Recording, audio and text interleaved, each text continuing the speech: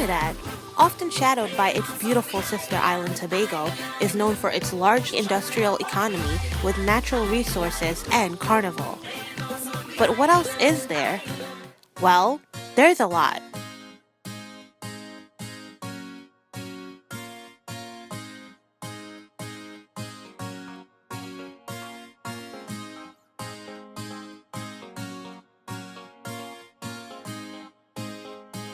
Don't spend almost $800 for a ticket to experience Carnival for just a few days. I'll show you how to travel the entire island in just 1 week for $300. You won't believe the amount of adventures you'd be able to experience in such an industrial island.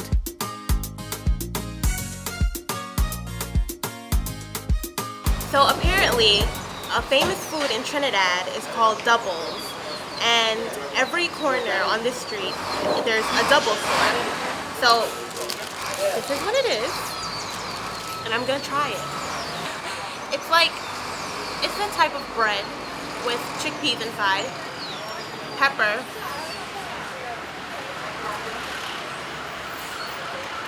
it's really good.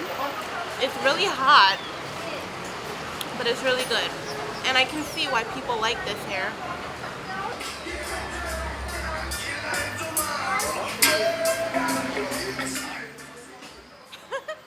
Trinidadians love fireside cooking. It's very easy for them to access all ingredients right in their backyard, including meat. Like farmers, some people in Trinidad raise their own crops and livestock. Trinidad is known for many exotic fruits, such as this one right here. I have cocoa in my hand that's used to make chocolate when dried. So I'm gonna try to eat this. Woo! That was kind of messy. So, I don't know. These are what the beans look like. I'm just gonna go for it right now.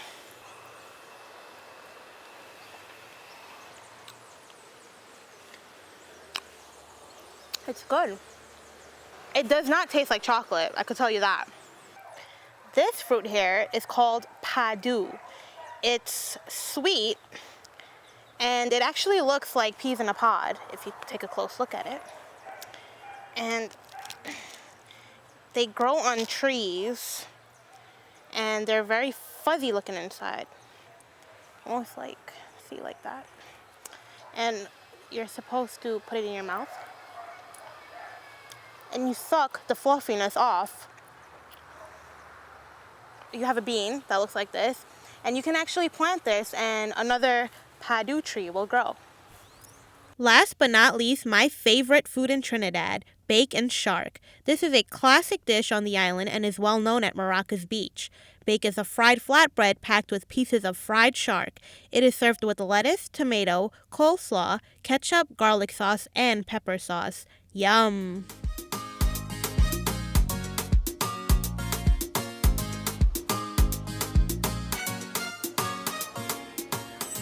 Built in 1804, Fort George sits on the hills of St. James overlooking the Gulf of Paria and the city port of Spain.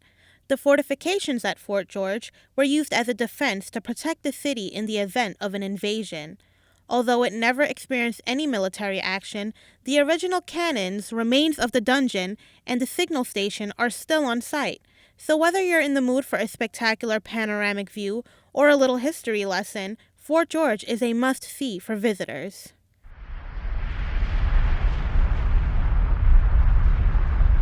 Trinidad is popular for mud volcanoes. I didn't even know what a mud volcano was until I visited the island. It is dangerous, and I'm scared. Some volcanoes are very much alive and still rumbling, hissing, and bubbling with gray matter oozing out. You can find small mud volcanoes at the Devil's Woodyard, located in Hindustan, or visit the gigantic 20-foot Diggity mud volcano located in the village of Pinal. Both areas are open to all visitors, and if you're like me, you'll take full advantage of the visit.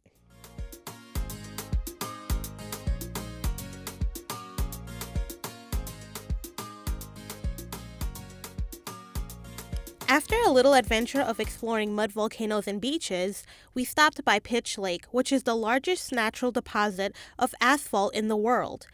Because it's too dangerous to walk on alone, a nearby worker offered us a grand tour of the lake after hours. I'm 54 years of age. Why I'm looking like this is because that's the fountain of the youth out there. The water keeps you. The lake was created thousands of years ago by the process of subduction when the Caribbean continental plate was forced under another plate. This opened fault lines that allowed oil from deep underground deposits to rise to the surface where it collected in a volcanic crater. The air caused lighter elements of the oil to evaporate, leaving behind the heavy asphalt, a mix of oil, clay, and water. Here we were allowed to soak our feet in sulfur water, get free mud facials, and most importantly, learn the history and importance of the lake.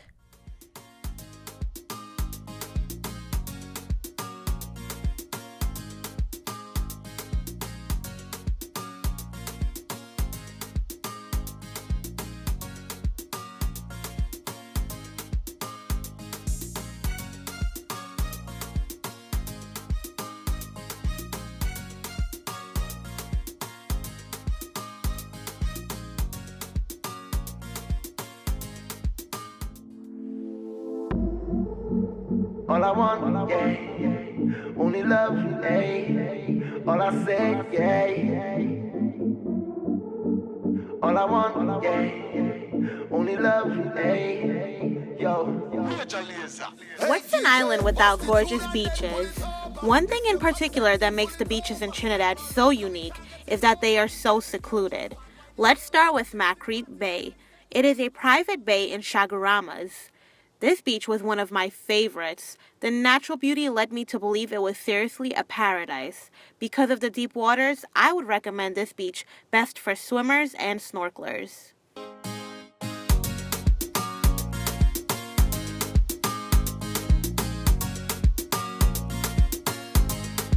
Because the waters were too deep at Macrete Bay, we decided to relocate a short drive away to Chaguaramas Boardwalk, where we relaxed in the shallow waters of Williams Bay. This area was very calm and ideal for a great hangout with friends. Hariana, let's go.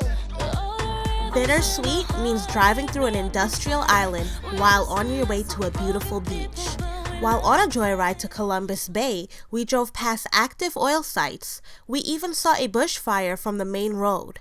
However, once we reached our destination, it was quite an adventure. When you first arrive at Columbus Bay, your mind is driven away by the tall palm trees.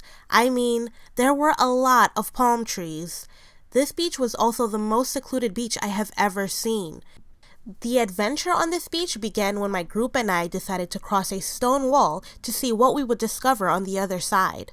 On this side of the beach, we found a cave and high hills to climb, offering us a great view of Venezuela.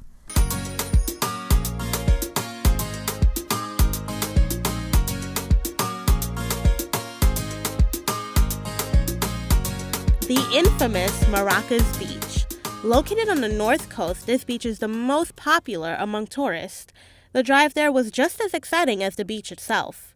To get to the beach, you must drive up a narrow two-way strip that wraps around a steep mountain. I was told that when it rains, it's impossible to drive through the mountain because of flooding and mudslides. Luckily, we had good weather. While driving up the mountain, there's a lookout point where tourists can stop and take pictures. This lookout offered a breathtaking view of Maracas Bay. We even stopped by a bar on the way to buy a few refreshers, and again, there was another lookout with a closer view of the beach. This beach was a bit more crowded than all of the others, but we still managed to have fun and enjoy the waves. And let's not forget about the Bacon Shark. Before leaving, I advise everyone to stop by Richard's Bacon Shark.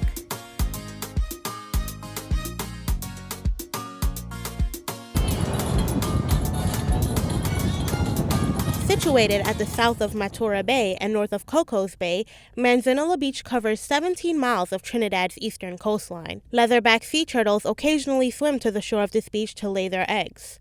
Unfortunately for me, the beach was filled with seaweed at the time of my travel. This made it impossible for us to see any leatherback sea turtles. Every Monday it's Cora. No, really. I visited Kora River on a Monday, and there were plenty of people there. Although Kora isn't a beach, it is still considered a Trini Lime or hangout for people. Some people cook their food the morning of visiting, and they just carry it with them and eat while at the river. Others like to carry their pots and ingredients so they can cook their meals by a fireside. Either way, it's a relaxing atmosphere for a nice nature hangout.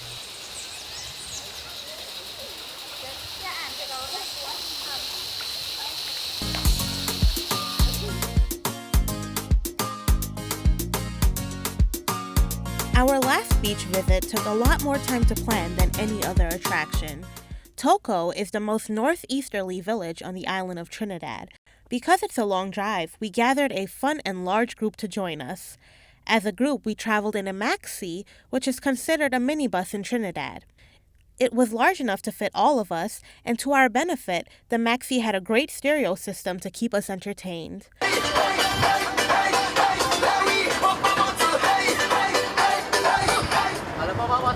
Once we arrived at Galera Point, we enjoyed the scenic views that Toco had to offer.